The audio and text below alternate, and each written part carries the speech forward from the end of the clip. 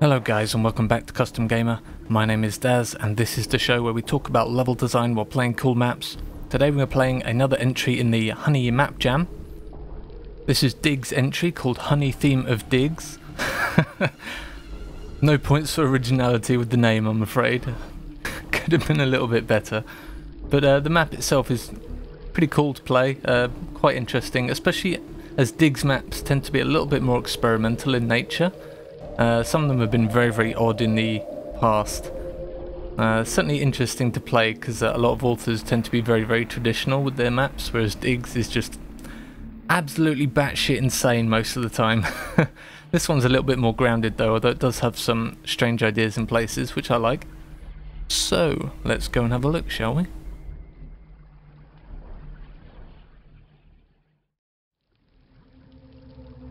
So you start off suspended in this giant cage, which gives the player a lot of views of different parts of the level, which is really cool. No matter which way you look out, you see something interesting that's very cool to the player. So we see a zombie there. If you look out the other side, you've got some green armor. There's a gold key over there. And then you get this hint saying, ask the zombie to open the barrier. Now, I can't remember any time ever in a Quake map where the players had to lure a zombie onto a button, or lure any enemy onto a button, really. It doesn't quite work perfectly here because as soon as the zombie sees you, he starts throwing jibs. So you have to kind of back away from the window so that he walks towards you to press the button. But it's a really cool idea. I'm wondering if maybe it would work better with a different enemy type without a ranged attack, so that they would just walk towards you when they saw it. Perhaps like an ogre or a fiend or something.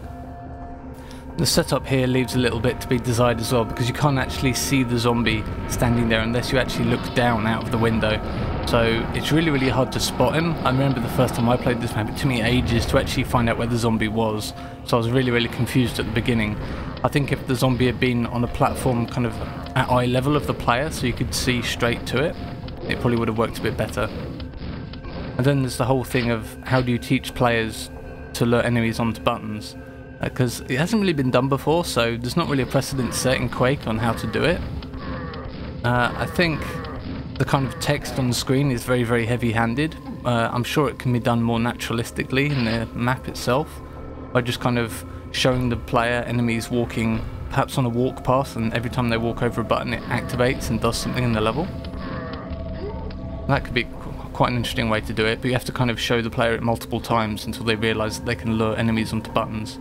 So it's a cool idea. It definitely deserves more exploration by other authors because it has a lot of possibilities, I think.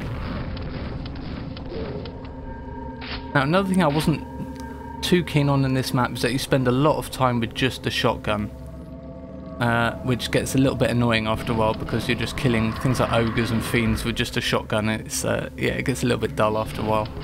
I think you need to get a super shotgun a lot faster than you do currently. I would love to say that there's a super shotgun hidden in a secret that I just missed, but unfortunately there are 0 secrets on this map, which, considering this is Quake and secrets are such a huge part of the level design, it feels really weird that there aren't any. It kind of destroys your immersion in the map almost, because as soon as you press tab and see that there's 0 secrets, you just stop studying the environment looking for them. And I think that's quite dangerous to do, even though it's a psychological thing, so if players don't check that there aren't any secrets then they're going to look anyway. But if you do look and you see that there's 0, I think the player's interest in searching around the map is lessened a lot. Even if there was just 1 secret, it would have kept the players on point and you know, searching around for things. I think the secrets are an integral piece of the pie when it comes to Quake. They should never be overlooked. You can see here we're exploring around the map. There's a couple of enemies here and there to kill. Generally the map is fairly tough if you take a lot of unnecessary damage. The ammo situation is always very tight, so you really have to watch your ammo, especially at the start. And the main kind of progression here is generally through water. There's lots of arrows everywhere showing you that you should go into this water and go along. And generally I find progression, especially through water, can be quite confusing without some substantial kind of language in the map telling you that the water is an important progression route. I don't think Diggs quite does it here, because Certainly on my first playthrough of the map, I went through the water once and then I didn't want to go through it again because I figured I'd already been there.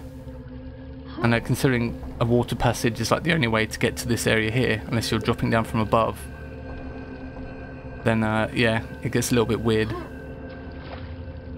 I think if there'd been some kind of runes or something on the wall to kind of show the player where to go, probably could have helped a bit there.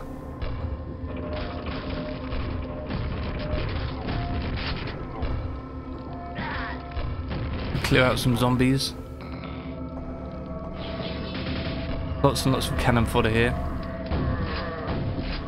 This is one of those fights that can be quite difficult if you're low on ammo because there's just a lot of bad guys. This is definitely one of those maps where every single nail and shell counts. You really want to try and avoid picking up ammo boxes if you're almost full because you need every last shell practically, especially on hard skill.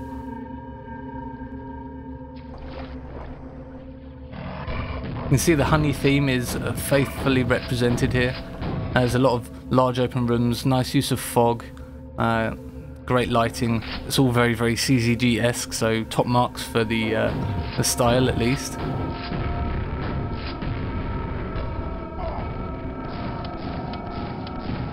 I think there's a little bit of a disconnect here because we've been travelling around the map for ages.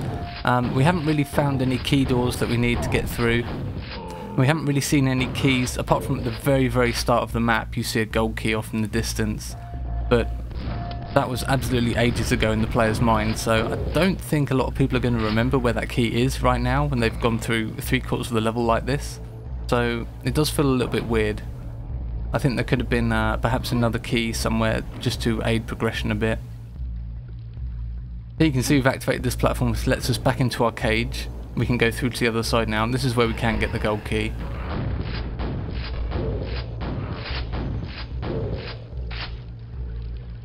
But yeah, I just think the route to the gold key could have been a little bit better planned out so that players don't feel like they're just walking around in this maze. It feels like you haven't really got a goal at the start because you kind of forget where the gold key is after a while.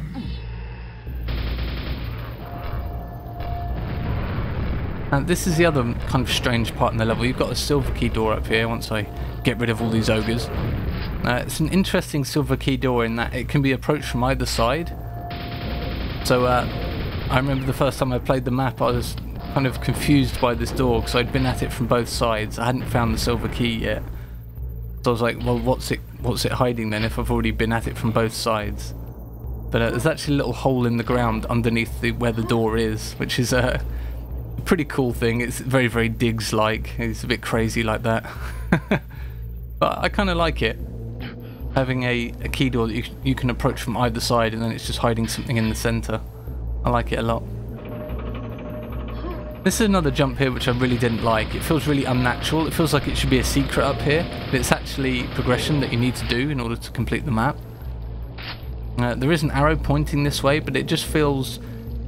It feels really weird because you've already used that lift once to go up to another part of the map and then jumping off it part way up. It feels very, very secret area-like. I think if there'd just been a second platform or a tunnel leading to this area, it would have felt better.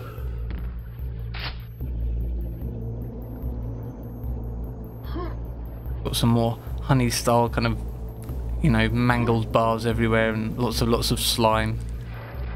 Definitely honey-like. There you can see we've opened that shortcut back, and this is where you can enter the silver key door from both sides, but we haven't actually found a silver key yet, which is why I found this really confusing at first. You just have to explore around a little bit more. The silver key is very, very close. Have to deal with Mr. Shambler here. I don't know why, but I can never quite get the Shambler dance right. I always end up taking some damage. You'd think after 18 years of playing this game you'd be a little bit better. So we grabbed the silver key, we grabbed the rocket launcher. Life is good. Now the map gets, honestly, a little bit douchey. So you drop down into this area. I mean, this is like the final area of the map, so it's going to be a little bit harder. But Diggs goes for some kind of cheap back spawning tactics in some of these areas, which is quite annoying. There's some knights that teleport in right behind you, some hell knights as well. I mean, the map It wasn't really difficult up until now, it was just you had to be careful what resources you were using. You didn't really want to miss a lot of shots, otherwise you'd be having a lot of problems. But I feel like Diggs kind of felt the map wasn't difficult enough, so he just started back spawning a whole bunch of stuff at you. Which is a bit of a shame. I mean, it's not game breaking, but it's just annoying that it's there, because the gameplay was actually fine up until now. Like, if you wanted to up the ante, then you could just put more and more dangerous enemies in the same area together. Don't need to resort to underhanded tactics. That's a shortcut going back to where we had to jump off the lift to get in there. It's kind of a weird shortcut because by the time you get here, you really don't need to go back for any reason at all. I suppose the only reason you perhaps use that shortcut is if you fell down before activating the button. It's just a quick way to get back, so I guess it is still useful. But my main argument would have been that because there's no secret areas, there's no reason to backtrack. So again, the lack of secrets has this kind of knock-on effect of making the map less interesting and making players less inclined to want to explore because there's literally no point. But yeah. No secrets, bad. Secrets, good.